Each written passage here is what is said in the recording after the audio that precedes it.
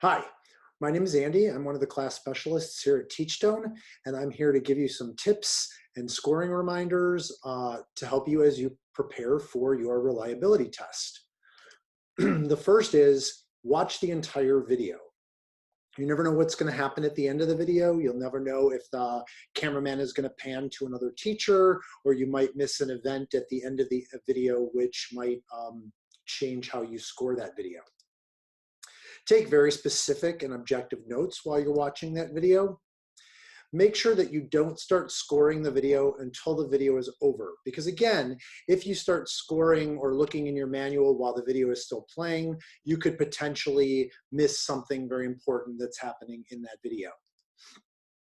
Typically, all the indicators are considered equally while you're scoring. The only place that that is not true is with transitions in the productivity dimension, if productivity is part of the age level that you are scoring. And remember that class is not a checklist, and so you may not see all of the behavioral markers under each indicator. But again, you do want to see all of the indicators with the exception of transitions. And remember that there are multiple ways to get to any given score. Now, to help you avoid some scoring pitfalls, you definitely want to avoid the halo and horns effect.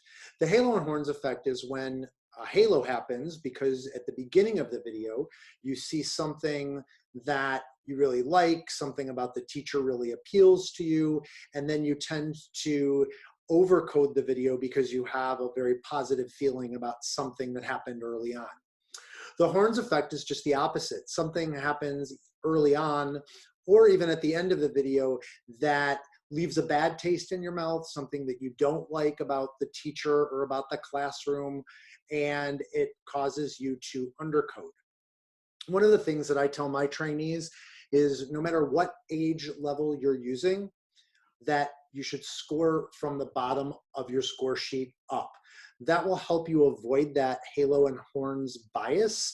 Usually at the top of all of the score sheets, we have some of the emotional supports, and all of learning takes place within the context of a relationship, and so those emotions kick in right away.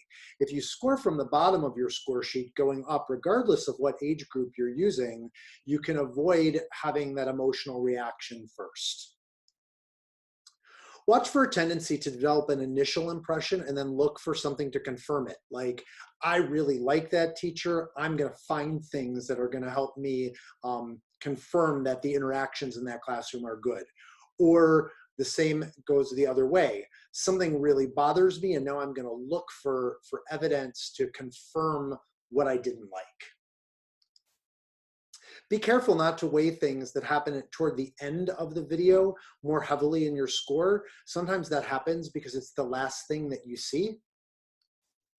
And be careful not to allow any ideas about the classroom that are not part of the class tool or the class lens influence your scores.